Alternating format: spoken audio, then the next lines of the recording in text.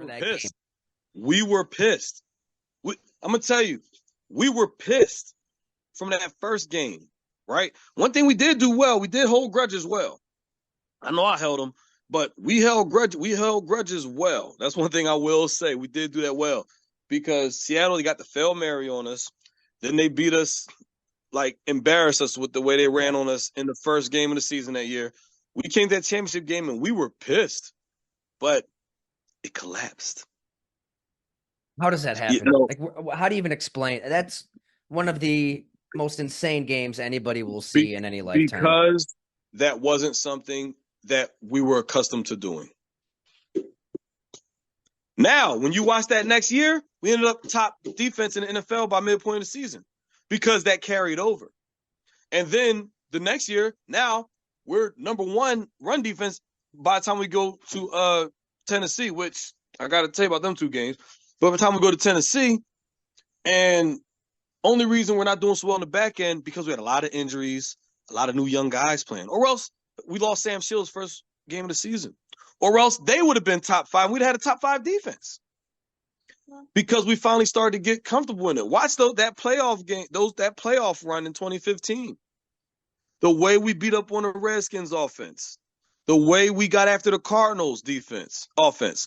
But once again, because it was so out of our norm, the Cardinals were able to get us first play of the game in the overtime. It's a great way to put the Seattle game, too. Like, you're dominating them, picking off Russell Wilson, 4 times, shutting down Marshawn Lynch. But it probably feels strange because this isn't something that you guys normally do, going into Seattle, beating them up. What do you mean by that? Like, we weren't accustomed to winning that way. And how did it just collapse that night? So we weren't accustomed to just being completely dominant on defense. Like I said, everything would happen in spurts, you know? But because that wasn't our identity to be dominant on defense, you got to think the mind is an amazing thing. You know? That's why no matter what, the Ravens will always eventually have a great defense. Same with the Steelers. The Titans will always eventually be tough. The Cowboys will always eventually have a good O-line. The Eagles will always eventually be a tough team. The Packers will always eventually have great quarterback play. When you step into certain places, you know what's expected from you there. You go to play linebacker at Penn State, you're going to become great because in your mind every day, like, yo, I play linebacker at Penn State. I have to make myself great. I have to be great. When you go to play line at Iowa, I have to be great. We are a lineman school. Same with Wisconsin. When you play DB or receiver at LSU or Texas, I got to be great. When you go to Alabama, I got to be a first rounder. You see what I'm saying? It's like these schools have their identity. I go to Oklahoma, I got to be a great player.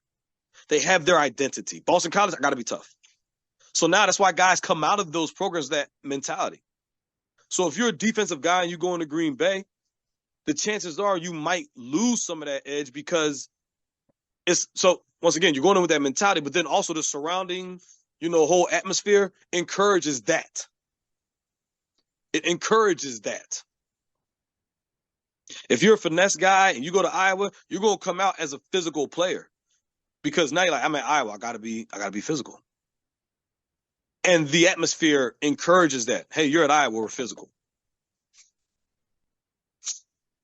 When we beat the Bears at the end of 2013, right? Aaron threw it to Cobb. That told me everything I needed to know. Because I'm on the bench. I'm a second-year guy.